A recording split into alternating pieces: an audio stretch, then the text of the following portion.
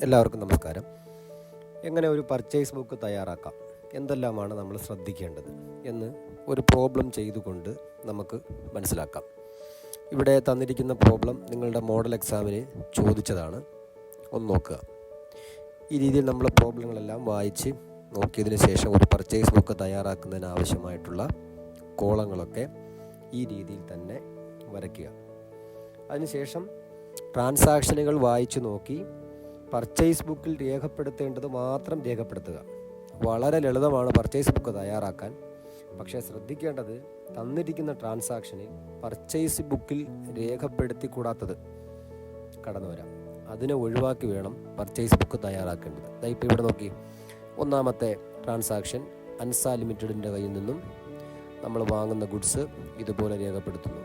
ഏതെങ്കിലും തരത്തിലുള്ള ഡിസ്കൗണ്ടോ വല്ലതും ഉണ്ട് എന്നുണ്ടെങ്കിൽ അതിനെക്കൂടി കുറച്ചായിരിക്കണം ഇവിടെ എമൗണ്ട് എഴുതേണ്ടത്.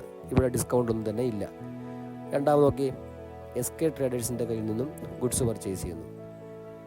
നോക്കൂ, അതും ഇതുപോലെ നമ്മൾ രേഖപ്പെടുത്തുന്നു. ശ്രദ്ധിക്കുക, മൂന്നാമത്തെ transaction purchased goods from Sony traders for cash. അതാണ് പ്രധാനം. ഇതിവിടെ ഒരു ക്യാഷ് ട്രാൻസാക്ഷനാണ്. ഈ ക്യാഷ് ട്രാൻസാക്ഷൻ ഒരു കാരണവശാലും ഇവിടെ വരില്ല, പർച്ചേസ് ബുക്കിൽ വരില്ല. അവിടെയാണ് നമ്മൾ ശ്രദ്ധിക്കേണ്ടുന്ന കാര്യം. അപ്പോൾ ഈ മൂന്നാമത്തെ ട്രാൻസാക്ഷനെ ഒഴിവാക്കിക്കൊണ്ട് വേണം നമ്മൾ എന്ത് ചെയ്യേണ്ടത്, ഈ പർച്ചേസ് ബുക്ക് കംപ്ലീറ്റ് ചെയ്യേണ്ടത്. ഇതുപോലെ തന്നെ ഫിക്സഡ് അസറ്റ് പർച്ചേസ് ചെയ്യുന്നതുമായിട്ട് ബന്ധപ്പെട്ടിട്ടുള്ള ട്രാൻസാക്ഷൻ ഉൾപ്പെടുത്തിക്കൊണ്ടായിരിക്കും നമുക്ക് ചോദ്യങ്ങൾ വരിക. അപ്പോൾ അതിനെയും നമ്മൾ ഒഴിവാക്കിയിട്ട് വേണം പർച്ചേസ് ബുക്ക് നമ്മൾ തയ്യാറാക്കേണ്ടത്. ഇതാണ് ഏറ്റവും പ്രധാനപ്പെട്ട ഒരു സംഗതി. ഓക്കെ.